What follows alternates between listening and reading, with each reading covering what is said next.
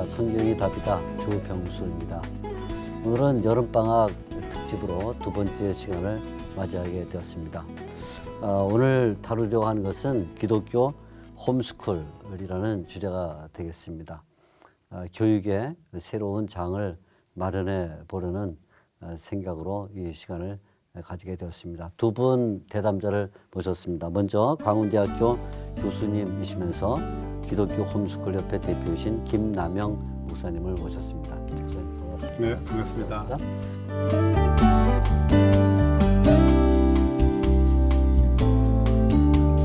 지구촌교회 글로벌 홈스쿨링 아카데미 담당 목사님이신 이재원 목사님 나오셨습니다. 목사님 반갑습니다. 네, 반갑습니다.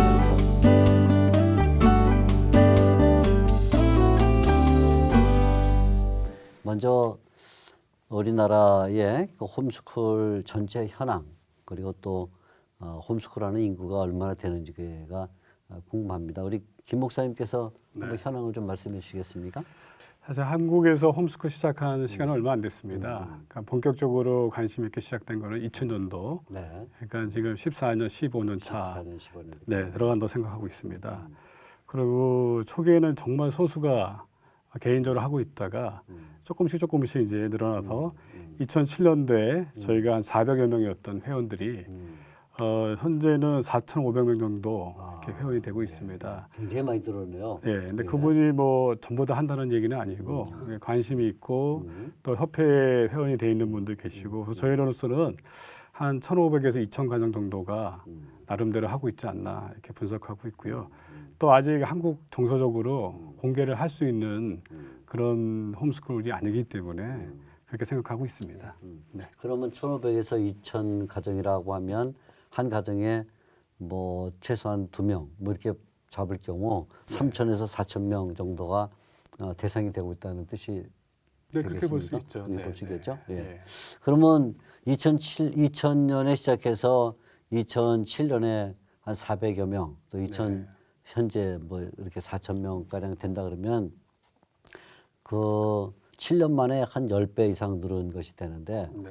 굉장히 관심이 높아졌다는 뜻이네요. 네. 왜 이렇게 홈스쿨에 대해서 관심이 많았을까요? 우리 이 목사님 한번 말씀해 주시면 좋겠습니다. 예, 여러 가지 이유가 있을 것 같은데요. 이제 흔히들 이제 아이들이 학교에 좀 부적응해서 이제 홈스쿨링 한다 이렇게 이제 생각하는 부분이 있는데 이제 그런 부분들은 좀 편견이라는 생각이 좀 들고 좀 오해된 부분이라고 생각이 들고요. 아주 극히 일부의 가정들은 그런 가정들도 물론 해당이 된다고 볼 수가 있습니다. 근데 제가 생각할 때는 일단 학교와 공교육의 위기가 이런 부분들을 좀 초래하지 않았을까 하는 생각이 들고 그래서 학교 교육의 뭐 방만한 교과 과정이라든가 또 경건한 신앙을 파괴하는 어떤 영적 위기를 초래하는 교육이라든가 또 도덕적 절대 가치를 주장하는 성경의 가치를 훼손시키는 이런 부분들 그리고 학교 범죄와 폭력 이런 부분들이 좀 중요한 요인 중에 하나가 될 것 같고요.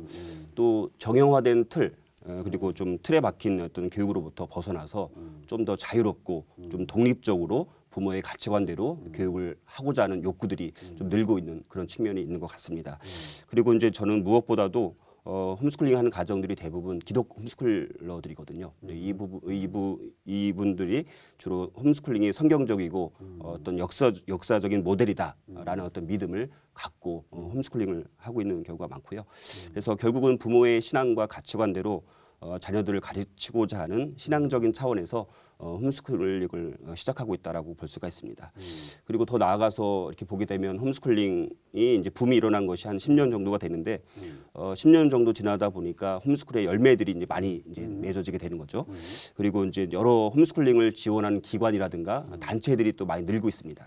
이런 부분들도 홈스쿨링을 관심을 갖게 하고 또 홈스쿨러들이 늘 수 있게 하는 그런 요인들이 아닌가 그렇게 생각을 합니다. 자, 그러면 이제 우리나라는 10년, 14년, 15년 됐다고 하는데 우리나라가 이제 2000년부터 시작했다 그러면 그 전에 다른 나라, 예를 들어 뭐 미국이라든가 이런 데서는 벌써 선진적으로 했을 가능성이 있는데 우리 김 목사님께서 이 홈스쿨의 역사를 한번 설명을 해 주시면 좋겠네요. 뭐 이렇게 길게 설명할 수는 없겠지만요. 이게 간단히 말씀드리면 홈스쿨의 처음 시작은 이제 긍정적인 거, 부정적인 거 두 가지를 볼 때 긍정적인 거를 먼저 시작했죠. 그러니까 쉽게 말하면 홈스쿨의 모태는 신앙적인 이유 때문에 시작을 했습니다. 제일 먼저 했던 나라가 역시 미국이 먼저 시작했어요. 미국의 나라를 볼 때는 신앙 때문에 그 나라를 다 이주한 거 아닙니까? 청교도 그렇죠. 중심으로. 예. 그러다가 1960년대에 그때 공교육에서 10계명과 주기도문을 제외하기 시작했습니다. 그때 케네디 대통령이 케네디죠. 있을 때였죠. 예, 예. 그러면서 공교육에 대한 크리스찬들이 이제 불신이 생기기 시작했고 홈스쿨만이 아니라 대한 학교들이 막 세워지기 시작했어요. 기독교 학교와 더불어 홈스쿨이 시작됐죠. 뭐 여러 가지 재정적인 이유 때문에 홈스쿨을 하는 계기도 됐고요. 대표적으로 1970년대에는 존 홀트라는 홈스쿨링을 주장하면서 학교 없는 성장 그러는 격언지를 이렇게 출판하게 됐죠. 그리고 레이먼드 무어는 무어 국제 보고서에 홈스쿨 운동을 본격적으로 시작하게 됐고요. 또 충격적인 사고는 1979년도에 유타주는 알다시피 몰몬교 본상지인데 그 당시에 자녀를 홈스쿨로 안 보내는 농부인 존 싱거라는 사람이 6년간 학교를 안 보냈었어요. 그러다 경찰과 대치하면서 바로 그 자리에서 총에 맞아 죽는 사고가 생겼습니다. 그래서 그걸 계기로 의무 교육, 의무 취약, 우리 홈스쿨로는 그 얘기를 많이 합니다. 의무 교육하는 거랑 의무 취약은 다른 거다. 뭐 이따 다시 한번 얘기하시겠지만 그 계기가 되었고요. 영국에는 1977년도에 다른 교육이라는 그런 교육 운동 단체가 설립되면서 시작됐고요. 일본에는 1983년도에 등교 거부를 생각하는 사람들의 모임 시작했고 또는 이제 도쿄 슈레이라는 정신을 자유롭게 쓰는 곳. 일본 쪽 방향은 조금 신앙적인 기독교적인 신앙은 아니고 예. 그러면 우리나라에서 이제 2000년부터 시작됐다고 하는데 조금 우리나라 그 홈스쿨 역사를 좀 정리해 볼 수 있을까요? 네, 네. 간단히 또 말씀드리게 네, 네, 되면은 네, 2000년도에 시작을 했을 때 1999년도에 1월 달서부터 기독교 대한교육협의회가 있습니다. 그러니까 우리 기독교 대한교육에 대한 그런 협의회 모임이 계속 1년 동안 준비를 하고 있다가 2000년 11월 28일 날 1회 세미나를 개최했어요. 그때도 마찬가지로 홈스쿨만 한 게 아니라 대안학교하고 대안학교. 홈스쿨하고 같이 같이. 예, 시작을 했습니다. 그 처음 시작 계기가 됐죠. 그리고 한 4년 정도 같이 대안학교하고 홈스쿨이 세미나를 하다가 2006년서부터 홈스쿨 협회가 자체 이렇게 컨퍼런스로 진행되게 되었습니다. 네. 자, 홈스쿨에 대한 정의를 좀 내려야 될 것 같아요. 아마 시청자들도 가장 그 궁금해하는 것은 홈스쿨이 도대체 뭐냐, 또 홈스쿨 한다는 게 어떻게 하는 거냐 이런 궁금증을 가질 수 있는데 우리 이재원 목사님 좀 말씀 부탁드릴 텐데 홈스쿨이 이제 보통 일반 학교처럼 시간표를 짜서 타임테이블대로 나가는 그런 방식인지 아니면 자유롭게 진행되는 것인지 일단 홈스쿨이 뭔지에 대한 정의를 좀 해주시면 좋겠네요. 홈스쿨링이란 말이 요즘에 많이 이제 혼동되고 있는 것 같아요. 그래서 홈스쿨링을 사실 정의하는 것은 쉽지 않은데 대부분 요즘에 이렇게 이런 말이 많이 나오더라고요. 학습지 교사들이 집에 직접 와서 학습지 교사가 자녀들을 가르치는 경우도 이제 홈스쿨링이라는 말을 사용하는 것 같아요. 그러다 보니까 더 혼동되는 이런 경향성이 있는데, 근데 지금 우리가 다루고 있는 홈스쿨이라는 것은 자녀가 학교에 가지 않고 집에서 부모가 직접 교사 역할을 하면서 부모의 신앙과 가치관대로 자녀들을 가르치고 제자 삼는 교육 양식이다. 이렇게 일단 정의를 내릴 수가 있고요. 근데 이제 홈스쿨링에서 오해하기 쉬운 점이 있는데 이제 홈스쿨링이라고 하니까 집에서도 그러니까 학교처럼 똑같이 시간표를 짜가지고 부모가 일일이 모든 과목을 다 가르치는 것으로 우리가 생각할 수가 있는데 사실 이렇게 하는 것은 거의 불가능하다라고 볼 수가 있습니다.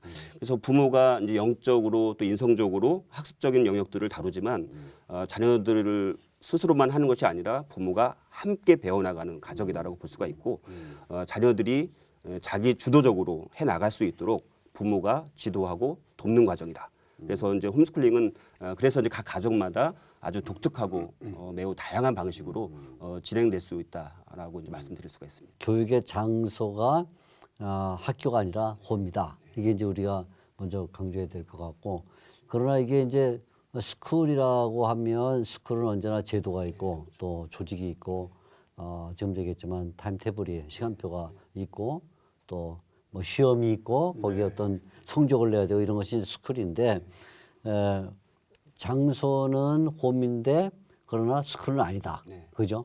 그러면서 홈이지만 단순히 그 집 안에서만 머무는 것이 아니라 주변의 세상이 다 어떤 교육 장소죠. 교육 장소다라는 예, 예. 그런 개념이 있죠. 그렇죠. 그러니까 뭐 야외에 나갈 수도 네. 있고 자연 학습도 할 수 있고 혹은 뭐 박물관을 갈 수도 있고 음악회를 갈 수도 있고 그러니까 아무튼 개념은 이제 홈이라고 말할 때 이게 굉장히 그 용어를 잘 써야 되겠는데 홈이라고 하면 가정 중심에도 불구하고 꼭 그 공간이 가정은 아니다라는 개념이고 그럼에도 불구하고 학습한다는 점에서 스쿨이지만 그러나 학교 제도는 아니다. 그러니까 양쪽이 홈이면서 홈이 아니기도 하고 또 스쿨이면서 스쿨이 아니기도 한 이 두 개념이 아주 그 기묘하게 조합을 이뤄야 되겠네요. 그렇죠?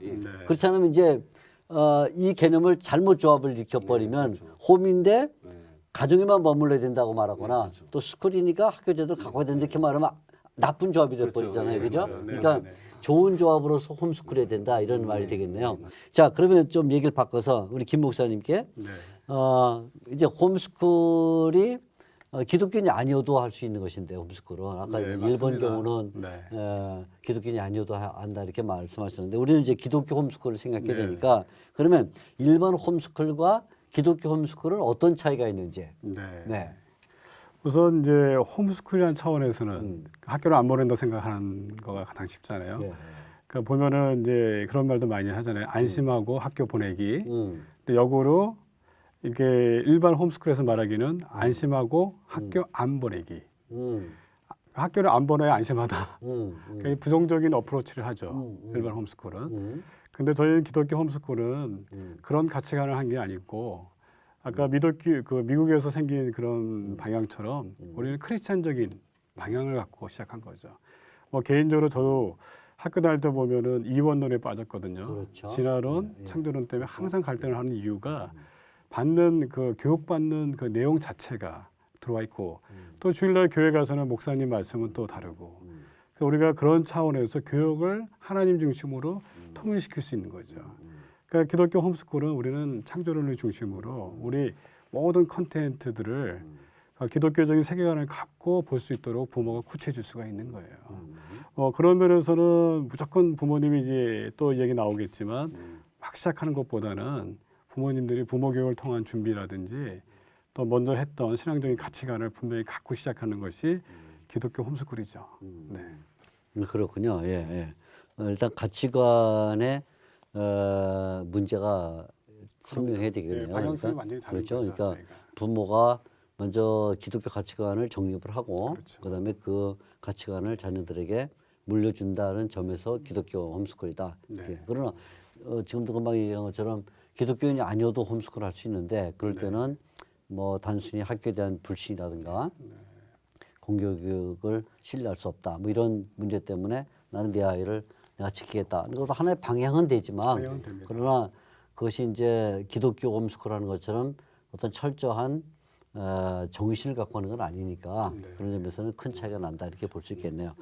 예, 일반 홈스쿨과 기독교 홈스쿨 우리가 차이를 좀 봤는데 이제 문제는 홈스쿨을 한번 대시해 보겠다 할 경우에도 이제 자신이 없는 분들이 있을 수 있는데 그 까닭은 뭐냐면 과연 우리 아이를 내가 가정에서 여러 좋은 장치를 갖고 교육을 시켜도 이 아이가 법적으로 보장을 받겠냐 하는 문제가 생길 거란 말이죠. 자, 그러면 우리나라에서는 홈스쿨이 법적으로 인정되는지 또 홈스쿨 하려면 뭐 어떤 등록을 해야 되는지 이런 점을 이 목사님 좀 말씀해 주시죠.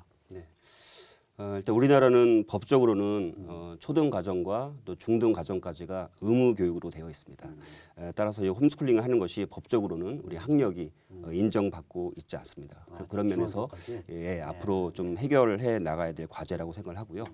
그래서 이제 홈스쿨링을 시작할 때는 일단 학교에 찾아가서 학교와 상담을 통해서 이러이러한 이유로 홈스쿨링 한다라고 분명히 말씀을 좀 하면 좋을 것 같고 그렇게 얘기를 하면 학교에서는 이제 정원의 관리 이런 식으로 좀 처리를 해주기 때문에 반드시 학교와 먼저 상담을 하는 것이 매우 중요하다고 볼 수가 있습니다.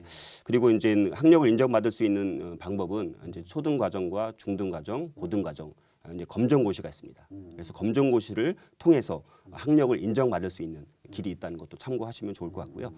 그런데 제가 생각할 때 이제 부모들의 이제 교육의 니즈가 굉장히 이제 다양해지게 되면서 우리나라도 이제 미국처럼 홈스쿨링이 이제 법적으로 인정과 좀 보호를 받을 수 있는 그런 국가적인 차원에서 노력과 좀 연구가 필요하지 않나 그런 생각들을 좀 해보게 되면서 특별히 우리 홈스쿨 가정들도 정부에 다 교육세를 내거든요. 그렇죠. 교육세를 다 내고 있는데 네. 그 교육세를 내고 있음에도 불구하고 거기에 대한 혜택을 전혀 이제 받고 있지 못하는 측면이 있죠.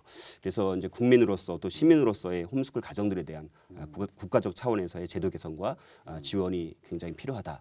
이렇게 좀 말씀드리고 싶습니다. 그렇군요. 그러니까 초중까지는 의무 교육이다. 그렇군요. 그러면 일단 홈스쿨을 하려면 학교하고 상의한다는 말이 무슨 등록을 해야 된다는 그런 의미가 그런 의미는 아니고 그런 의미는 아니고 상의를 그렇구나. 무슨 교육부에 등록을 한다든가 그런 것도 없습니까? 네, 그런 거 없고요. 예. 혹시 그 아까도 말씀드렸던 의무 교육과 의무 취약에 대한 걸 하고 그렇죠. 있는데요. 예. 아까 법적으로 의무 교육이라는 것은 우리가 초등학교, 중학교 과정을 시켜주면 되는 거거든요. 근데 한국법 의무 취약으로 돼 있잖아요. 그게 잘못된 이유가 그게 되면 지금 우리가 초등과정, 중등과정을 다 외국으로 보내잖아요. 그렇죠. 예. 그럼 의무 취약을 안 시킨 거거든요. 그렇죠. 그것도 예. 불법이고요. 그렇죠. 예. 그것도 불법이 되는 거고 또 저희도 불법이 되는데 그렇게 따지면 우리 아이들이 홈스쿨 아이들이 다 검정고시를 통해서 초등과정, 중등과정, 고등과정을 마치면은 그것은 의무 교육을 다 시킨 거잖아요. 그런 거네. 예, 그런 차원에서도 나라에서 이 표현력을 좀 바꿔야 되지 않냐 그렇게 저희들은 좀 생각하고 있습니다. 그렇군요. 예.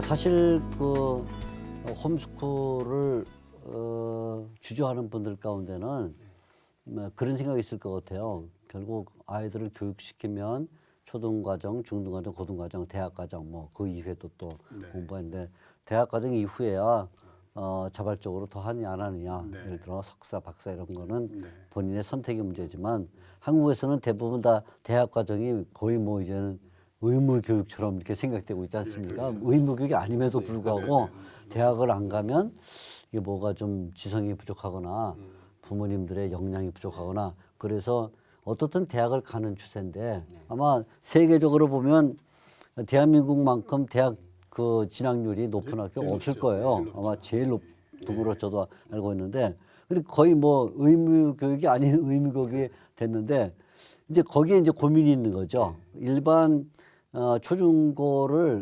초중고등학교를 다니면 당연히 뭐 수능고사를 보고 대학을 간다 이런 것들이 어떤 자연적인 그 진학 과정으로 생각되지만 걱정하시는 분들은 홈스쿨을 했을 경우 과연 대학 진학을 잘할 수 있느냐 또 대학 진학을 잘한다는 말은 뭐 자기가 원하는 대학을 갈 수 있느냐 원하는 과를 갈 수 있느냐 또 좋은 성적을 낼 수 있느냐 또 가서 과연 조화를 잘 이룰 수 있냐 뭐 이런 여러 가지 그 마음의 걱정이 있을 것 같아요. 이 점을 우리 이 목사님 한번 말씀해 주시면 좋겠네요. 네, 일단 보통 이제 검정고시를 통해서 수시라든가 또 정시, 이제 수능을 말하죠.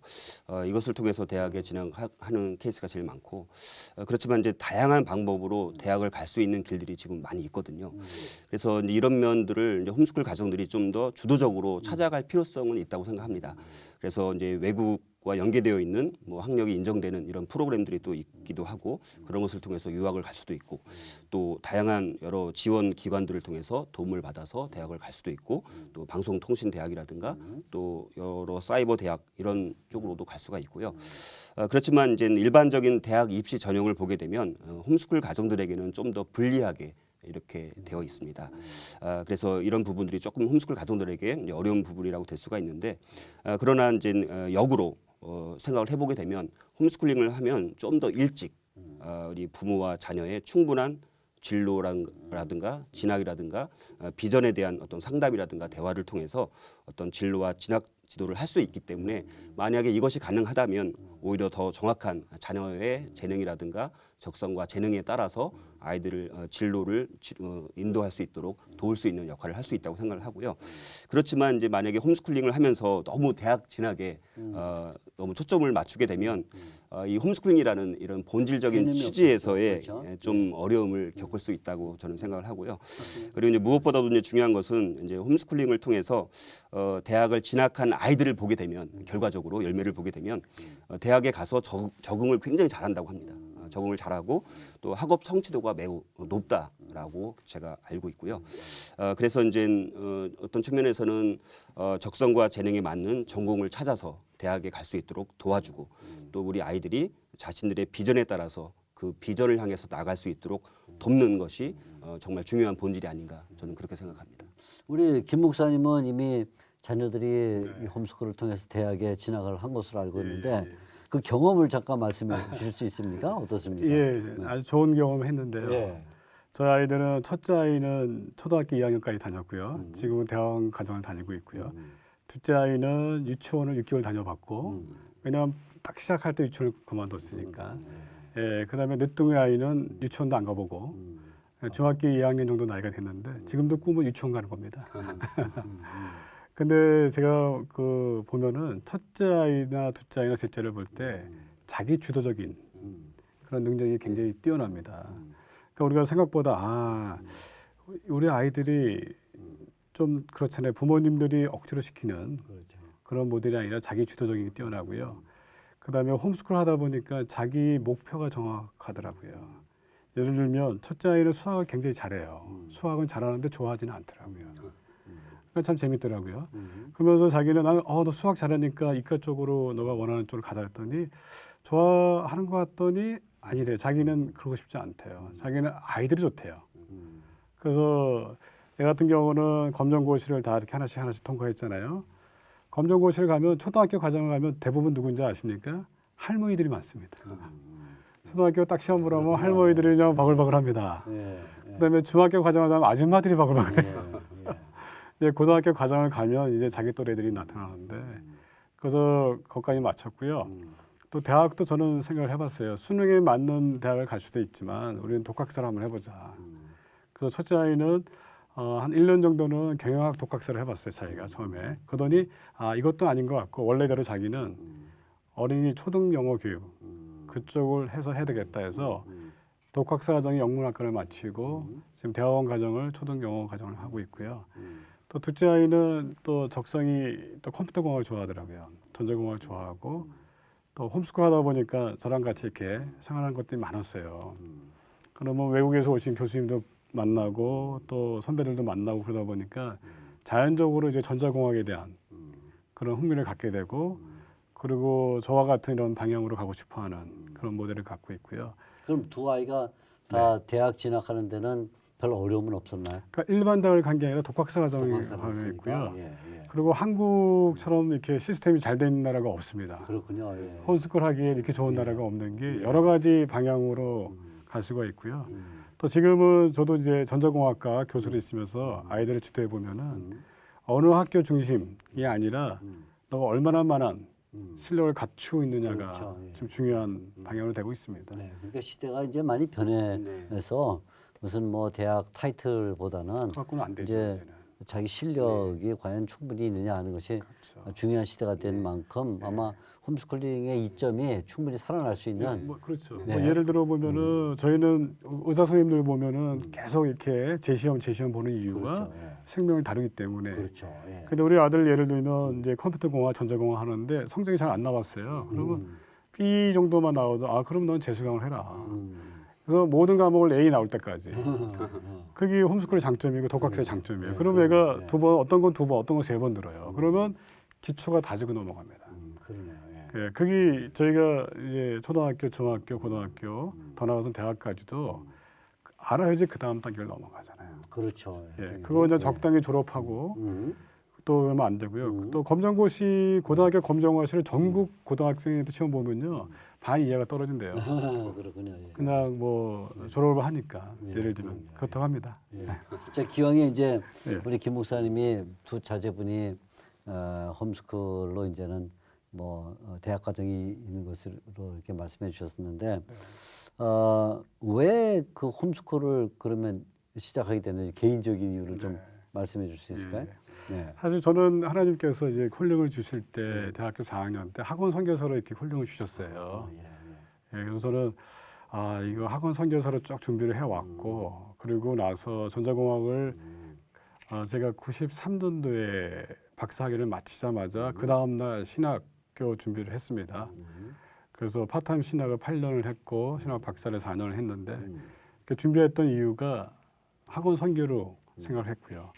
그러고 나서 94년도에 광운대학교로 와서 학원 선교 사역을 쭉 해왔습니다. 근데 쭉 하면서 보니까 학원 선교를 할 때 대학생들을 위로하는데 문제가 고등학교 때, 중학교 때 신앙을 다 잃어보고 올라오는 거예요, 아이들이요. 그때 잡아서 막 복음을 전하고 하려는데 너무 늦는 거예요. 그다음에 가만히 우리 아이는 처음 시작된 저희 집 아이서부터 우리 아이는 어떻게 될 것인가. 그런 상황에서 우연한 기회에 제 아내의 언니가 한국에 놀러 왔어요. 근데 애를 데리고 왔는데 아니 얘는 학교를 안 갑니까? 6살짜리 애를 데려왔는데 유치원도 안 보내요. 그랬더니 우리 홈스쿨 한다더니 딱 한마디로 하더라고요. 홈스쿨. 이게 답이다. 볼 것도 없다. 그냥 우리 홈스쿨 하자. 그래서 홈스쿨을 참 무식하게 했습니다. 우리 와이프 보고 어떻게 했냐. 50분 수업하고 10분 쉬고 50분 수업하고 10분 쉬고 학교 수업이었네. 네, 모르니까 우리는. 그러고 나니까 애는 미치죠. 그렇죠. 엄마는 뻗죠. 그래서 몰라가지고 다시 전화해서 어떻게 하면 돼? 했더니 그렇게 하면 안 된다. 먼저 했던 사람들 케이스도 보고 상황도 봐야 된다. 그 두 번째는 순정, 성품. 제일 중요한 게 성품. 하나님 아세요 성품이 일선이다. 그게 될 때 홈스쿨 진행한다. 그러면서 저희들이 이제 천천히 애에 맞춰 가면서 천천히 시작했던 되게 되고요. 지금은 너무 행복한 게 그러니까 지금 저희 딸하고 아들이 이렇게 대화를 해요. 그러면 저희 아이들 데리고 친구 집에 놀러 가면은 다 고등학교, 중학교, 대학교 다니는 애들은 인사만 딱 하고 들어갑니다. 근데 저희 아들은 다 같이 앉아 있어요. 다 같이 대화하고. 지금도 안방에 대학원생, 대학생들이 들어와서 안 나가려고 그래요. 그냥 계속 엄마 아빠 사이에서 이 얘기하고 대화하고 그런 거 보면서 어떤 그 계기는 학원 선교를 시작했던 계기가 지금은 이 아이들과 아주 행복한 그렇게 됐구나. 결과가 되고 있습니다. 우리 이 목사님도 지금 홈스쿨을 하고 계신데 어떤 계기로 시작을 하게 됐습니까? 네, 저는 한 9년 전에 저희 딸이 그 당시에 이제 초등학교 2학년 학교를 다니고 있었는데 딸아이가 좀 사고를 당했어요. 그래서 사고를 통해서 다친 적이 있었습니다. 그래서 이제 병원에 이제 입원한 적이 있었는데 이제 그 사고를 계기로 제가 이제 아버지로서 제 가정에서 내가 영적 제사장 역할을 다 하고 있는가 저 자신을 한번 돌아보는 시간을 가져보았습니다. 그래서 그런 과정 가운데 여러 환경과 또 교회의 사람 또 말씀, 기도 이런 여러 가지 하나님의 인도하심을 통해서 홈스쿨링을 시작하게 되었고요. 참 또 감사한 것은 그것이 계기가 되어서 지금은 지구촌 교회에서 홈스쿨링 사역을 전담하는 또 목회자로서 좀 섬기고 있어서 특별한 하나님의 인도하심이 있지 않았나 그런 생각들을 가져보고 굉장히 이 사역을 하면서 7년째 하고 있는데 굉장히 독특한 이런 사역의 경험을 많이 갖고 있고요. 또 홈스쿨링을 하다 보면 에피소드가 참 많이 있습니다. 각 가정마다 너무 많은데 몇 가지만 좀 소개를 해드리면 이제 홈스쿨링을 하면 아무래도 집에서 이제 성경 공부를 많이 하죠. 성경도 많이 읽고 많이 배우고 나누다 보니까 아이들이 이제 초기 때 이제 저희 이제 딸 초등학교 2학년 또 아들 6살 때인데 그때는 이제 홈스쿨링을 하면서 이제 성경에 있는 용어들을 아이들이 막 사용하기 시작하는 거예요. 그래서 단어들 가운데 그래서 뭐 일상생활에서 성경에 나오는 단어들을 사용하는데 뭐 예를 들어서 엄마가 열심히 일하는 것을 보고 우리 아들이 엄마 너무 전심으로 일하지 마세요. 전심으로 일하지 마세요. 뭐 이렇게 얘기를 하거나 또 프린터를 보니까 프린트가 돼서 나오잖아요. 그러니까 이제 아들이 또 딸이 프린터가 참 순종을 잘하네요. 이렇게 순종 딱 클릭하면 순종해서 나오니까 그리고 이제 동물원에 놀러 갔을 때 호랑이를 보더니 호랑이가 참 매우 강건하네요. 이런 말 사용하기도 하고 뭐 그런 에피소드가 참 많고 근데 가장 또 기억에 남는 것이 있다면 이제 홈스쿨링을 하면서 저희 가족 안에서 가족의 밤이라는 걸 했습니다.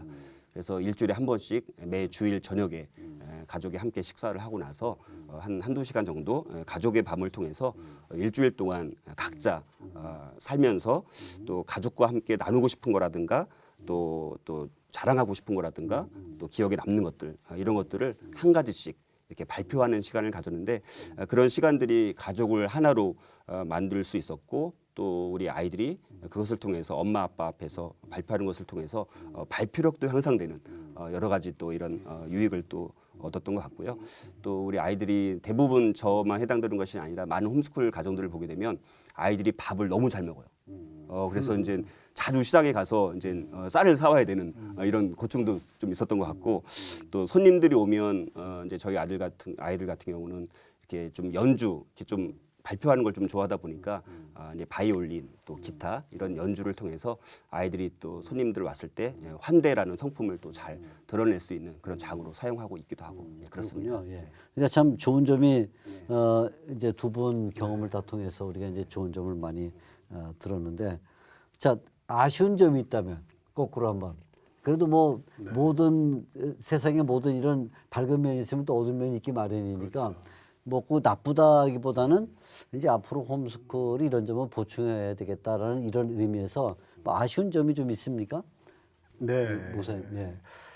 좀 뭐랄까요. 처음 하다 보니까 너무 저희가 몰라요. 처음이다. 그러니까 그래서 아버지가 처음 돼 보면 잘 모르고 엄마가 처음 돼 보면 모르는 것처럼 예, 맞아요. 홈스쿨 하다 보니까 아까 말씀드린 것처럼 50분 수업하고 10분 쉬는 그런 참 너무 몰라서 그래서 첫째 아이한테는 항상 미안한 게 홈스쿨 시작하면서 너무 몰랐다. 약간 시행착오를 많이 했죠. 얘한테는.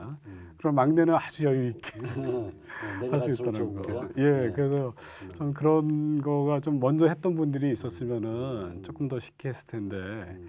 그나마 이제 미국의 그런 선교사들 많은 케이스를 받아서 하지만 한국적인 그런 환경이 아니잖아요. 미국은 아까 말씀말 맞다나 대학 진학률도 저희만큼 높지도 않고 또 자유롭고 그런 쪽에서 우리 한국에서 바라보는 거랑 달라서 좀 이제 선배가 없어서 이제 너무나 이제 못했다는 게 제일 아쉽고 그 아이들한테 조금 더 우리가 좀 쉽게 말하면 전문가가 돼서 홈스쿨 아빠 엄마를 전문가가 돼서 좀 더 잘하고 올 수 있을 거를 너무 아마추어처럼 해가지고 이제 상처를 줬던 그런 부분들이 좀 아쉽고요. 지금은 나중에 저도 이제 이렇게 되면 할아버지가 되면 잘할 것 같아요. 예. 손자손녀들은 예. 더 좋은 방향으로 예, 아무래도 경험이 쌓이니까 예. 그렇겠죠. 예. 전문가성을 갖고. 또 우리 이 목사님도 어떻게 뭐 아쉬운 점이 있습니까? 네, 홈스쿨링은 일단 기본적으로 좋은 점과 또 단점, 좀 아쉬운 점이 좀 있는 것 같아요. 먼저 좀 저는 좋은 점도 좀 말씀드리고 싶은데 이런 좀 통계를 조사를 해본 적이 있다고 하더라고요.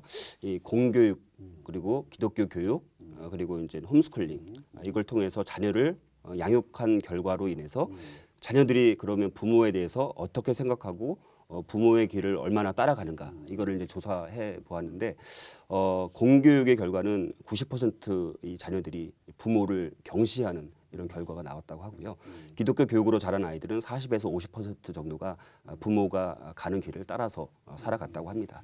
그런데 이제 홈스쿨링은 90%가 넘는 그 비율이 아버지, 우리 부모가 가는 길을 따라갔다라는 그런 조사가 있었다고 합니다. 그래서 이제 좋은 점은 어찌됐든 가족이 하나님 말씀 안에서 함께 배우고 함께 제자화 될 수 있다는 것이 큰 기쁨이고 또 가족이 함께 할 수 있다는 것 자체만으로도 그것이 기쁨이고 축복이 아닌가 저는 그렇게 생각을 합니다. 그리고 여러 가지 뭐 장점들이 많이 있을 텐데요. 또 아쉽고 힘든 점이 있다면 좀 기독교 가치관이 반영된 이런 자료 같은 것이 많이 부족하거든요.